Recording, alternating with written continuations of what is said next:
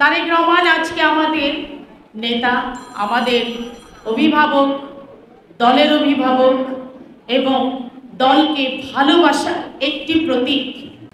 আমাদের প্রিয় নেতা বিএনপির ভারপ্রাপ্ত চেয়ারম্যান তারেক রহমানের কারামুক্তি দিবসে আমি সবাইকে স্মরণ করিয়ে দিতে চাই, অন্যায়ভাবে আমাদের নেতাকে কারাগারে রাখা হয়েছিল, কারণ এটি ছিল গণতন্ত্রের কণ্ঠরোধের একটি অপচেষ্টা। কিন্তু ইতিহাস সাক্ষী, সত্যকে কখনো বন্দি করে রাখা যায় না। তার মুক্তি প্রমাণ করে সত্যের বিজয় হয়, ন্যায়ের বিজয় হবেই।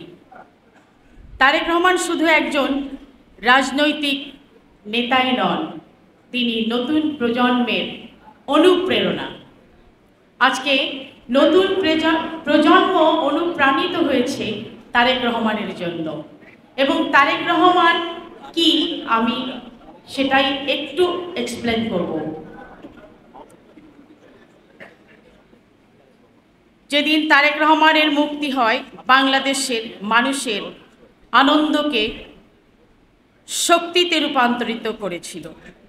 ভুলে গেলে চলবে না যে এই শক্তি, জনগণের শক্তি তারেক রহমান জুগিয়েছেন।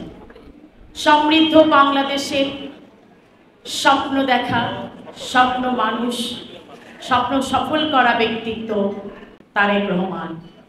তারেক রহমান আজকে আমাদের নেতা, আমাদের অভিভাবক, দলের অভিভাবক এবং দলকে ভালোবাসার একটি প্রতীক তারেক রহমান। শহীদ রাষ্ট্রপতি জিয়াউর রহমানের প্রতি শ্রদ্ধা জ্ঞাপন করছি, তার রুহের মাগফিরাত কামনা করছি। সেই শহীদ রাষ্ট্রপতি জিয়াউর রহমানের সুযোগ্য সন্তান জনাব তারেক রহমান। শহীদ রাষ্ট্রপতি জিয়াউর রহমান শুধু তিনি একজন অসামান্য অসাধারণ ফিলোসফার ব্যক্তিত্ব ছিলেন, সেই সাথে তিনি যে আদর্শ দিয়ে গেছেন, সেই আদর্শকে তারেক রহমান ধারণ করেছেন এবং সেই সাথে বিএনপিও ধারণ করেছে। পাশাপাশি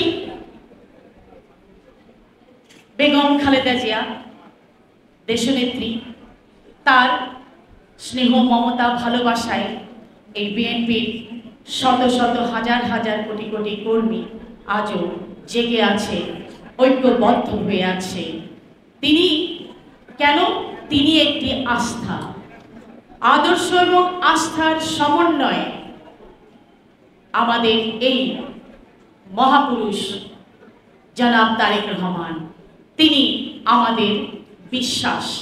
এই বিশ্বাসকে আমরা ধারণ করেছি, তাই এই বিশ্বাস আগামী দিনের সমৃদ্ধ সাম্যের বাংলাদেশ উপহার দেবে সাধারণ মানুষকে, বাংলাদেশকে কলঙ্ক মুক্ত করবে, চিরদিনের স্বাধীনতা এনে দেবে। সেই স্বপ্নে আমরা তারেক রহমানের সঙ্গে একসঙ্গে দাঁড়িয়েছি, ঐক্যবদ্ধ হয়ে আছি।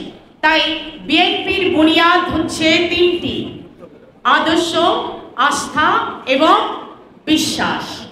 সবাইকে ধন্যবাদ আগামী দিনের একসাথে পথ চলার জন্য।